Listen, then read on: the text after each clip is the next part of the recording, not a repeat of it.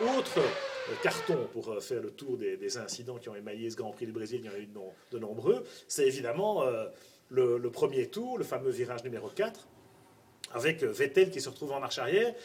Vettel, il rate son départ copieusement. Évidemment, il conduit le cul serré, il sait pas, voilà, il est dans les rétros, il panique, quoi. Il y a un moment de panique. Et dans la descente à la bord de ce freinage, il est 8e ou 9e.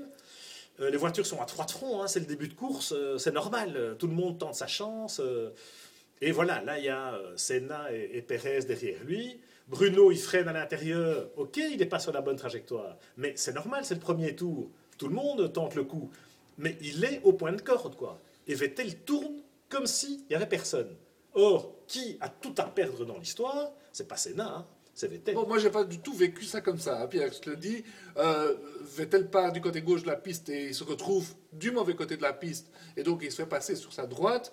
C'est vrai qu'il est il est sur des œufs, il joue le championnat. Mais moi, comme j'ai vécu ça, c'est que j'ai vécu que Senna est arrivé derrière lui, rate son freinage, tout simplement, et l'emboutit par derrière.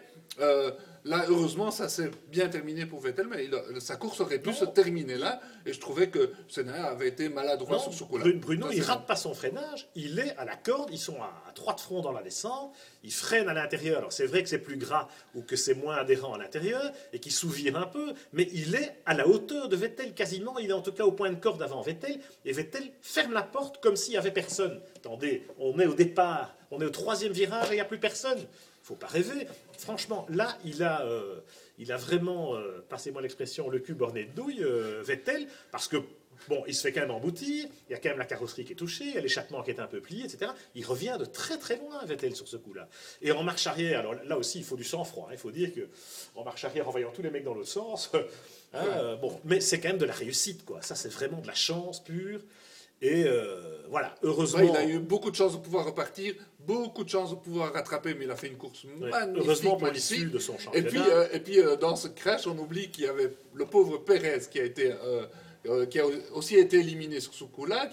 Et donc Pérez, il n'a pas marqué de points depuis le jour où il a signé pour McLaren. Le pauvre Pérez, moi je me pose quand même des questions sur le fait qu'effectivement, depuis qu'il a signé pour McLaren, il est dans les mauvais coups, systématiquement, et qu'il est souvent à côté de la plaque. On en vient à se demander chez McLaren s'il n'y a pas eu erreur de casting et si, quand on voit la fin de saison d'Hülkenberg, s'il n'y avait pas mieux à faire. Bref, on termine par la queue du peloton, parce qu'il y a eu aussi un grand changement là, c'est Caterham qui prend la 10e place à Marussia, dans des circonstances également rocambolesques. Il y a notamment Glock qui était franchement très en verve sur Interlagos dans ces conditions, au point d'être devant les Caterham à la régulière. Malheureusement, après le safety car, il y a Jean-Éric Vergne qui l'emboutit, qui lui met un coup de suppositoire, et ça ruine la course de Glock, et ça ruine un peu les chances de... Oui, c'est très malheureux pour Marussia, qui dans le fond, la deuxième moitié de la saison, ont bien progressé au niveau performance, étaient souvent au niveau des Caterham, si pas devant. Donc c'est fort dommage pour eux, parce que ça va leur coûter des dizaines de millions. On a appris qu'ils étaient en difficulté financière, comme HRT d'ailleurs, et donc... on est quand même fort inquiet pour leur avenir. Et ce point, enfin non, pas ce point, cette 11e place tant convoitée va leur coûter très cher. Ça coûte en tout cas une dizaine de millions, ça c'est sûr, même si on ne connaît pas bien la répartition, parce qu'en fait ce sont les nouveaux accords Concorde. Marussia n'a toujours pas signé. Donc Bernie n'en veut peut-être même pas du tout. Hein. HRT, il s'en débarrasse là. Bon, Marussia, je pense que Marussia va tenir encore en 2013 parce qu'il y a quand même des investisseurs et idéalement... qui aimerait bien se refaire, mais moi je crains le pire quand même pour Marussia à moyen terme. En attendant, Charles Pic, heureusement, il change de camp, hein, il a sauté d'un navire à l'autre. Ce qui est un peu plus, comment dirais-je, gênant, c'est la manière dont Charles s'est fait passer par Petrov en fin de course, et c'est ça qui fait basculer évidemment les 10 millions ou les X millions d'un camp à l'autre, en l'occurrence des riches, des pauvres vers les riches, hein, parce que Caterham, clairement, c'est une équipe solide sur le plan financier, ce qui n'est pas le cas de Marussia. Et comme Charles passe de Marussia à Caterham, on est un peu, comment dirais-je, sceptique sur le fait qu'il ne s'est pas trop battu dans les drapeaux bleus et que Petrov en a profité. Bon, certains cyniques pourraient dire, voilà, il passe chez Caterham l'année prochaine, voilà. Il n'a pas tellement résisté. Bon, moi je n'y crois pas, moi je trouvais qu'ils se sont vraiment beaucoup battus. J'espère que non, ça a été une très belle course, hein, franchement, à l'arrière du peloton, et Charles n'a rien à se reprocher, il a fait une course formidable, parce que survivre à une course pareille, avec le peu d'expérience de Charles, à la fois sur Interlagos et dans ces conditions-là, chapeau. Le fait qu'il n'ait pas précédé Petrov sur la ligne, on ne peut pas lui reprocher non plus. Et enfin, Petrov a justifié sa place chez Caterham. Petrov était motivé, il est allé chercher. Alors lui, il a peut-être sauvé son volant. Alors que Kovalainen, je pense que Kovalainen, la messe est dite et que logiquement, enfin normalement, il ne devrait plus être là l'année prochaine. D'ailleurs, Petrov a même battu Kovalainen en qualif. Donc, Oui. voilà. Et puis, il y a Jean-Éric Vergne, il faut souligner, c'est une très belle 8e place. Oui, absolument.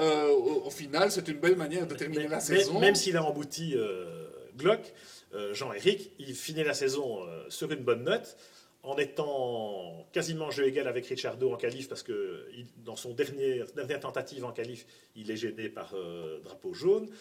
Sinon, il était avec Ricciardo. Et en course, il est au niveau de Ricciardo. Vous avez vu leur mano à mano du US de Senna, c'était formidable. Et puis, il termine devant quand même. Alors, il y a eu safety car, il y a eu tout ce qu'on veut, mais il termine bien devant. Il termine bien devant en championnat. 16 points pour 10 points à Ricciardo, qui avait quand même une demi-saison d'avance sur lui. Donc voilà, Jeff, bravo. Charles, bravo. Grosjean, qu'on espère quand même sauver sa tête, avoir 3 Français, peut-être 4 d'ailleurs, avec Gilles Bianchi, en 2013. Voilà la suite du débriefing et la suite des aventures sur F1 ITV. Très bientôt.